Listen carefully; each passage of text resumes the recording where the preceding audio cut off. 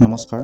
JNUৰ application প্ৰচেছটো চলি আছে, কেনেকৈ এইটো কৰিব তাৰ ওপৰত আজি এই ভিডিঅ'টোত ক'বলৈ লৈছোঁ। চ' প্ৰথমতে আমি জানি লওঁ JNUত মানে মাষ্টাৰ্ছ আৰু PhDৰ কাৰণে বিশেষকৈ চলি আছে এইকেইটাত কি কোৰ্ছ আছে। Centre for economic studies and প্লেনিঙৰ আণ্ডাৰত MA কাৰণে MA ইকনমিক্স আছে। ইয়াত MA ইন হিষ্ট্ৰী আছে, তাতে আপুনি এনচিয়েণ্ট হিষ্ট্ৰী, মেডিয়েভেল হিষ্ট্ৰী বা মডাৰ্ণ হিষ্ট্ৰী ল'ব পাৰে। তাৰপিছত পলিটিকেল ষ্টাডিজৰ আণ্ডাৰত MA পলিটিকেল চায়েন্স আছে, MA ইন জিঅ'গ্ৰাফী আছে, মাষ্টাৰ্ছ ইন পাব্লিক হেল্থ, তাৰপিছত MA in sociology, MA in philosophy. MA কথা কিয় কৈ আছোঁ, কাৰণ এই চেনেলটো স্পেচিয়েলি এতিয়া বৰ্তমান মই MA MSc এডমিশ্যনৰ কাৰণে ভিডিঅ' বনাই আছোঁ।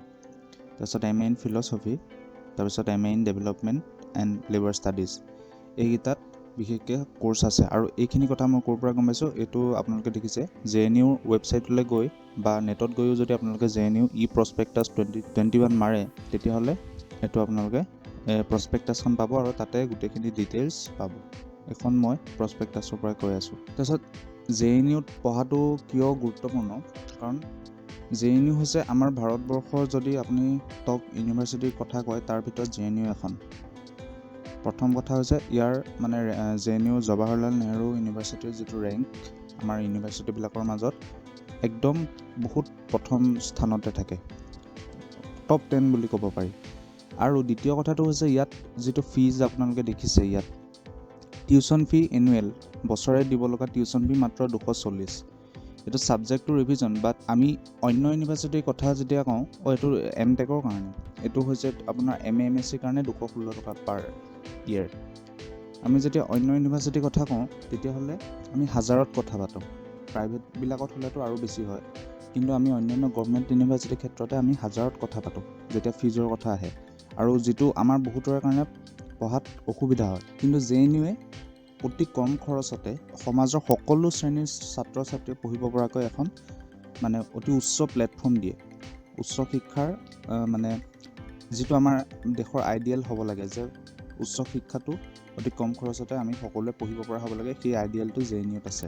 ইয়াত চাওক আপোনালোকে গোটেই ফিজকেইটা প্ৰায় 300-400 টকাৰ আণ্ডাৰত হৈ যায়।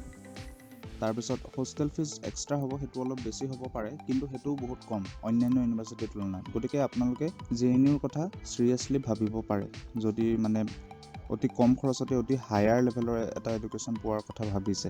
আৰু JNUৰ এডুকেশ্যনটো আমাৰ বহুত বেলেগ বিশ্ববিদ্যালয়তকৈ বেলেগ। তাৰপিছত আহোঁ ইম্পৰ্টেণ্ট ডেটবিলাকলৈ। 27 জুলাইৰ পৰা ফৰ্ম ফিল আপটো চলি আছে আৰু 27 আগষ্টলৈকে হ'ব।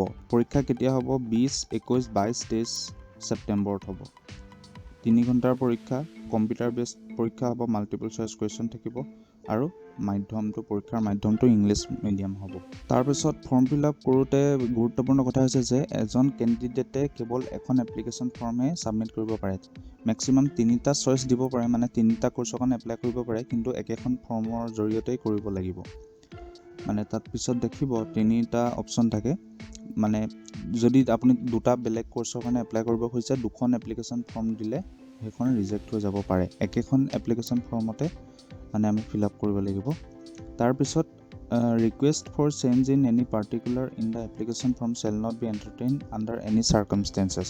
যদি ফৰ্মখন ফিল আপ কৰোঁতে কিবা ভুল হৈ গৈছে, সেইটো মানে তেওঁলোকৰ অফিচিয়েলক ৰিকুৱেষ্ট কৰিলে নহ'ব, কিন্তু এটা কাৰেকশ্যন পিৰিয়ড দিব, তাৰ আণ্ডাৰত কিছুমান ডাটা মডিফাই কৰিব পাৰিব।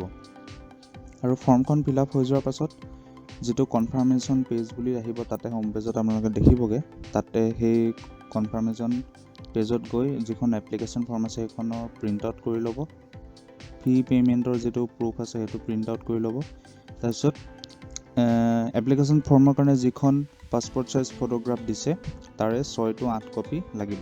যদি এণ্ট্ৰেঞ্চ মানে ক্লিয়াৰ কৰে, তেতিয়াহ'লে এডমিশ্যনৰ টাইমত হয়তো লাগিব এইখিনি। এপ্লিকেশ্যন ফৰ্মখন ফিল আপ আপুনি নিজেও কৰিব পাৰিব, তাৰ আগতে এইকেইটা বস্তু ৰাখিব লাগিব মানে লগত। আধাৰ নাম্বাৰৰ লাষ্ট 4 ডিজিট হ'লেই হৈ যায়। এইখন আপলোড কৰিব নালাগে, জাষ্ট নাম্বাৰটো দিলেই হয়। তাৰপিছত ফটোগ্ৰাফ লাগিব, ইম্পৰ্টেণ্ট কথা এইটো পাছপৰ্ট চাইজ ফটোগ্ৰাফ, আৰু তাৰ চাইজটো 10 KBৰ পৰা 200 KBৰ ভিতৰত হ'ব লাগিব। তাতকৈ বেছি হ'লেও আপলোড নহয়, কম হ'লেও আপলোড নহয়। ঠিক তেনেকৈ যিটো চাইন আছে, আমাৰ যিটো চহী লাগিব, সেইটোৰ চাইজো 4 KBৰ পৰা 30 KBৰ ভিতৰত হ'ব লাগিব। JPEG বা JPEG ফৰ্মেটত হ'ব লাগিব। আৰু বেংকৰ ডিটেইলছ লাগিব। আপোনালোকে নিউ ৰেজিষ্ট্ৰেশ্যনৰ কাৰণে যেতিয়া যাব অনলাইন ৰেজিষ্ট্ৰেশ্যন প্ৰচেছত ফাৰ্ষ্টতে এইটো পেজ দিব। ইয়াতো ফটো চাইজৰ কথা কোৱা আছে আৰু ইয়াত নিউ ৰেজিষ্ট্ৰেশ্যন টিপিলেই হ'ল। এপ্লিকেশ্যন ফিজ আছে, সেইটো আছে। যদি এটা কোৰ্চৰ কাৰণে এপ্লাই কৰে জেনেৰেলৰ বা EWSৰ কাৰণে 530 টকা, ST SC PWD আৰু OBC NCLৰ কাৰণে 310 টকা, BPLৰ কাৰণে 110 টকা। তেনেকৈ দুটা কোৰ্চৰ কাৰণে যদি এপ্লাই কৰে পইচাটো অলপ বাঢ়ি যাব আৰু তিনিটা কোৰ্চৰ কাৰণে এপ্লাই কৰিলে এইটো হ'ব।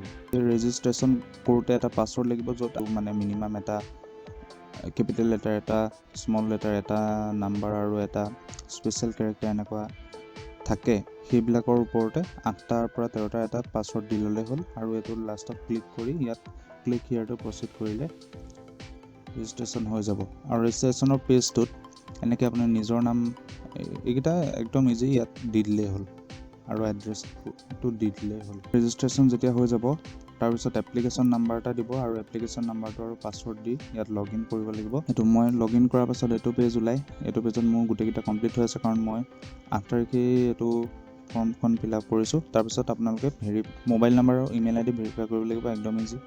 সেইটোত আপোনালোকে মোবাইল নাম্বাৰ আৰু ইমেইল ID দি তাত এটা OTP যাব, সেই OTPটো দি মানে ভেৰিফাই কৰি দিলেই হ'ল। এইখন হৈছে মোৰ এপ্লিকেশ্যন ফৰ্মখন। ইয়াতে যিকেইটা ষ্টেপ আছে সেইটোৱে আপোনালোকে মানে ষ্টেপ বাই ষ্টেপ পূৰাই গৈ থাকিব লাগে। প্ৰথমতে candidates name, mothers name, father's name, এইকেইটা ইজি। তাৰপিছত পাৰ্চন উইথ ডিজেবিলিটি, এইটো যদি হয় য়েছ, নহ'লে ন', এইকেইটা য়েছ ন' কৰি গ'লেই হ'ল। তাৰপিছত এইটো আপুনি যদি আপোনাৰ স্কুলিংটো গভৰ্ণমেণ্ট বা প্ৰাইভেট স্কুলত কৰিছে সেইটো, মোৰ গভৰ্ণমেণ্টত আছিলে সেইটো কাৰণে এইটো। দ্বিতীয়তে তাৰপিছত date of birth, OBC NCL, এইটো কেটেগৰী, এইটো এইখিনি দি দিলেই হ'ল। ইয়াত আৰু এটা গুৰুত্বপূৰ্ণ কথা হ'ল, যদি আপুনি single girl child in your family হয় উইদাউট ব্ৰাদাৰ অৰ ছিষ্টাৰ, তেতিয়াহ'লে য়েছ বা ন' দিব পাৰে। এই পইণ্টটো গুৰুত্বপূৰ্ণ। Seeking deprivation points for quartile district, মানে আপুনি কিছুমান কণ্ডিশ্যন আছে, সেই কণ্ডিশ্যনৰ যদি আপোনাৰ সেই কণ্ডিশ্যনকেইটা যদি ফুলফিল হয় তেতিয়াহ'লে ডিপ্ৰাইভেশ্যন পইণ্ট দিয়ে তেওঁলোকে। তাৰপিছত মই যিটো প্ৰগ্ৰেম এপ্লাই কৰিছোঁ সেইটো programme of study MA MSc এইকেইটা, MA ইন ছ'চিয়লজি। ছেকেণ্ড মই অকল এটাই কৰিছোঁ। ছেকেণ্ড ফিল আপ যদি আপোনালোকে কৰি ইয়াত দিব লাগিব। 3টা কোৰ্চৰ কাৰণে যদি এপ্লাই কৰে তেতিয়া ইয়াত দিব লাগিব। তাৰপিছত যিটো এক্সাম চেণ্টাৰৰ চইচ সেইটো 3টা নে 4টামান কৰিবলৈ দিয়ে, 4টা কৰিবলৈ দিয়ে। আৰু সেইটো আপুনি একদম ফাৰ্ষ্ট প্ৰিফাৰেঞ্চটো সদায় মানে যিটো আপোনাৰ আটাইতকৈ ওচৰৰ হয় বা আটাইতকৈ সহজ হয় সেইটো দিব। তাৰপিছত ডিপ্ৰাইভেশ্যন পইণ্টটো আপুনি নেক্সট স্লাইডত চাই ল'ব। যদি য়েছ হয় য়েছ দিব, নহ'লে ন' দিব। মোৰ ডিপ্ৰাইভেশ্যন পইণ্টৰ কাৰণে এপ্লাই কৰিব নোৱাৰোঁ, সেইটো কাৰণে ন' দিছোঁ। চ' ডিপ্ৰাইভেশ্যন পইণ্ট কি, তেওঁলোকৰ যিখন প্ৰস্পেক্টাছ তাতে গৈ যদি চায়, আৰু এইটোৰ কাৰণে আপোনালোকে নেটতো ভালকৈ চাই ল'ব এইটো মানে কেনেকৈ কি হয়। ডিপ্ৰাইভেশ্যন পইণ্টৰ মেক্সিমাম 12 পইণ্ট মানে তেওঁলোকে ডিপ্ৰাইভেশ্যন পইণ্ট দিয়ে। কিয় দিয়ে, এজন কেণ্ডিডেট যদি মেট্ৰিক হায়াৰ ছেকেণ্ডেৰী বা BA BSc বা MA MSc ইত্যাদি পাছ কৰিছে কোৱাৰ্টাইল 1 বা কোৱাৰ্টাইল 2 ডিষ্ট্ৰিক্টৰ পৰা। মানে আমাৰ কিছুমান ডিষ্ট্ৰিক্ট আছে, যেনে ধৰক অন্ধ্ৰপ্ৰদেশৰ আণ্ডাৰত কোৱাৰ্টাইল 1ত এইকেইখন ডিষ্ট্ৰিক্ট আছে আৰু কোৱাৰ্টাইল 2ত এইকেইখন ডিষ্ট্ৰিক্ট আছে, তেওঁলোকৰ কোডো আছে। সেই কোৱাৰ্টাইল 1ৰ পৰা যদি আপুনি UG পাছ কৰিছে, UG প্ৰগ্ৰেমৰ কাৰণে এপ্লাই কৰিছে আৰু 10th আৰু 12th পাছ কৰিছে, তেতিয়াহ'লে 6 পইণ্ট এটা কিবা ডিপ্ৰাইভেশ্যন পইণ্ট দিয়ে। আৰু PGৰ কাৰণে এপ্লাই কৰিলে যদি আপুনি অলৰেডি মেট্ৰিক বা হায়াৰ ছেকেণ্ডেৰী পাছ কৰিছে তাৰ কাৰণে 3 পইণ্ট এটা দিয়ে, আৰু UG পাছ কৰিছে বা APR হৈছে তেতিয়া 3 পইণ্ট এটা দিয়ে, আল্টিমেটলি 6 পইণ্ট এটা দিয়ে। ঠিক তেনেদৰে আমাৰ অসমৰ কেইখনমান ডিষ্ট্ৰিক্টত এই ডিপ্ৰাইভেশ্যন পইণ্টটো এপ্লাই হয়। কোকৰাঝাৰ, চিৰাং, ধেমাজি, বাক্সা, দৰং, ধুবুৰী, ওদালগুৰি, কাৰ্বি আংলং, মৰিগাঁও, এইখন তেওঁলোকৰ সকলো মই প্ৰস্পেক্টাছৰ পৰা কৈ আছোঁ আৰু সেইটোৰ ছাইডতে তেওঁলোকৰ ডিষ্ট্ৰিক্ট কোডকেইটা আছে। আৰু এই ডিষ্ট্ৰিক্ট কেইখনৰ পৰা কোৱাৰ্টাইল 2ত পৰে আমাৰ অসমৰ যিকেইখন ডিষ্ট্ৰিক্ট আছে, সেই ডিষ্ট্ৰিক্ট কেইখনৰ পৰা যদি আপুনি UG প্ৰগ্ৰেমৰ কাৰণে এপ্লাই কৰিছে, যদি মেট্ৰিক বা হায়াৰ ছেকেণ্ডেৰী অলৰেডি পাছ কৰিছে, তেতিয়াহ'লে 4 পইণ্ট এটা ডিপ্ৰাইভেশ্যন পইণ্ট হিচাপে পাব। আৰু PG যদি পাছ কৰিছে তেতিয়া PGৰ কাৰণে যদি এপ্লাই কৰিছে তেতিয়া UG যদি পাছ কৰিছে 2 পইণ্ট আৰু মেট্ৰিক হায়াৰ ছেকেণ্ডেৰী পাছ কৰিছে 2 পইণ্ট, মানে টোটেল 4 পইণ্ট এটা এই কোৱাৰ্টাইল 2 ডিষ্ট্ৰিক্টৰ পৰা হ'লে আপোনালোকে ডিপ্ৰাইভেশ্যন পইণ্ট হিচাপে পাব। এইটো ভালকৈ ডিটেইলছটো আপোনালোকে আৰু মানে চাই ল'ব। এতিয়া কথা হ'ল, এই যি ডিপ্ৰাইভেশ্যন পইণ্টৰ কাৰণে ডিষ্ট্ৰিক্ট কেইখন চিলেক্ট কৰিছে কোৱাৰ্টাইল 1, কোৱাৰ্টাইল 2 হিচাপে JNUৱে, এইকেইটা পেৰামিটাৰৰ আণ্ডাৰত চিলেক্ট কৰিছে। তেওঁলোকৰ ফিমেল ইলিটাৰেচি চাইছে, পাৰ্চেণ্ট এগ্ৰিকালচাৰেল ৱৰ্কাৰ চাইছে, ৰুৰেল পপুলেশ্যন আৰু percentage of household having no' latrine within premises. এইকেইটা পেৰামিটাৰৰ ওপৰত ভিত্তি কৰি তেওঁলোকে কোৱাৰ্টাইল 1 কোৱাৰ্টাইল 2 ডিষ্ট্ৰিক্ট হিচাপে ভাগ কৰিছে। সেই ওপৰত ভিত্তি কৰি আপুনি যদি এই ডিষ্ট্ৰিক্ট কেইখনৰ পৰা বিলং কৰে তেতিয়াহ'লে এটা ডিপ্ৰাইভেশ্যন পইণ্ট তেওঁলোকে দিব, মানে হয়তো এণ্ট্ৰেঞ্চৰ মাৰ্কছৰ লগত সেই পইণ্টটো যোগ হ'ব। দ্বিতীয়তে যিসকল কাশ্মীৰী মাইগ্ৰেণ্টছ আছে তেওঁলোকে 5 পইণ্ট এটা ডিপ্ৰাইভেশ্যন পইণ্ট হিচাপে পাব। তাৰপিছত তৃতীয়টো important, all female and transgender candidates are eligible for deprivation points as per details given below'. সকলো ফিমেল আৰু ট্ৰেন্সজেণ্ডাৰ কেণ্ডিডেটসকলে ডিপ্ৰাইভেশ্যন পইণ্ট পাব। সেই ফিমেল আৰু ট্ৰেন্সজেণ্ডাৰ কেণ্ডিডেটসকল যদি SC ST OBC PH কোৱাৰ্টাইল 1 আৰু কোৱাৰ্টাইল 2 ডিষ্ট্ৰিক্টৰ হয় তেতিয়াহ'লে তেওঁলোকে 7টা পইণ্ট ডিপ্ৰাইভেশ্যন পইণ্ট হিচাপে পাব। আৰু অন্যান্য যিসকল ফিমেল আৰু ট্ৰেন্সজেণ্ডাৰ কেণ্ডিডেটছ আছে তেওঁলোক আণ্ডাৰ ৰিজাৰ্ভড, যি একো কেটেগৰীতে নপৰে, তেওঁলোকে 5টা পইণ্ট ডিপ্ৰাইভেশ্যন পইণ্ট হিচাপে পাব। এই ডিপ্ৰাইভেশ্যন পইণ্টৰ যিটো বেনিফিট এইটো অকল UG PG COP মানে কি নাজানো, এইটো নাজানো, মুঠতে UG আৰু PG কাৰণে যদি এপ্লাই কৰিছে পাব। যিহেতু আপোনালোকে পাই আছে ডিপ্ৰাইভেশ্যন পইণ্টখিনি যদি মানে এপ্লিকেবল হয় নিজৰ ক্ষেত্ৰত তেতিয়াহ'লে সেই আমি যে আগত কৰিছিলোঁ এইটো ছিকিং ডিপ্ৰাইভেশ্যন পইণ্ট ফৰ কোৱাৰ্টাইল ডিষ্ট্ৰিক্ট তেতিয়াহ'লে এইটোত য়েছ দিব, যদি নপৰে ন' দিলে হৈ গ'ল। তাৰপিছত আহোঁ এডুকেশ্যন ডিটেইলছলৈকে। প্ৰথমতে মেট্ৰিকৰ মাৰ্কশ্বিট লাগে, pass status pass, name of school, board, learning mode regular নে ইৰেগুলাৰ সেইটো। তাৰপিছত এইকেইটা একেবাৰে সহজ, কি ছাবজেক্ট লৈছিলে সেইটো সম্পূৰ্ণ লিখিব নোৱাৰি গতিকে শ্বৰ্ট ফৰ্মত দিছোঁ, আৰু ৰোল নাম্বাৰ, মাৰ্কছ আৰু তাৰ ভিতৰত কিমান পাইছোঁ পাৰ্চেণ্টেজ। তেনেকৈ ছেকেণ্ড ইয়েৰৰ ক্ষেত্ৰতো কি ছাবজেক্ট আছিলে সেইটো, আৰু তেনেকৈ গ্ৰেজুৱেশ্যনৰ ক্ষেত্ৰত এপিয়াৰিং দিছোঁ। ষ্টেটাছটো ইয়াত এইখিনিত পাছ আছিলে কিন্তু ইয়াত এপিয়াৰিং দিছোঁ, আৰু ইয়াত এপিয়াৰিং দিয়াৰ লগে লগে ইয়াত মানে নম্বৰ এড কৰাৰ পইণ্টটো তেওঁলোকে দিয়া নাই, মানে এপিয়াৰিং দি দিলে হৈ গ'ল। অলৰেডি পাছ কৰিছে, পাছ দি কি ছাবজেক্ট পঢ়িছিলে, CGPA কিমান সেইটো দি দিলে। আৰু ward of JNU group B আৰু গ্ৰুপ চি আৰু গ্ৰুপ ডি এমপ্লয়ী, এইটো যদি য়েছ হয় য়েছ দিব, নহ'লে ন', গতিকে মোৰ নহয় মানে ন' দিছোঁ। তাৰপিছত ভিজিবল মাৰ্কছ অন বডি, এইটো যদি কিবা এটা আছে তেতিয়া দিব পাৰে। আৰু তাৰপিছত are you a student of JNU, no'. আপুনি যদি অলৰেডি JNUৰ ষ্টুডেণ্ট নহয় তেতিয়া ন' দিলেই হ'ল। আৰু are you a student of any university at present, আপুনি বৰ্তমান সময়ত যিকোনো ইউনিভাৰ্চিটিৰ ছাত্ৰ হয়নে, যদি হয় য়েছ দিব। ফৰ এক্সাম্পল মই য়েছ দিছোঁ আৰু মোৰ ইউনিভাৰ্চিটি আৰু কোৰ্চ অফ ষ্টাডি নামটো দিবলৈ আহিছে। Are you presently employed, no'.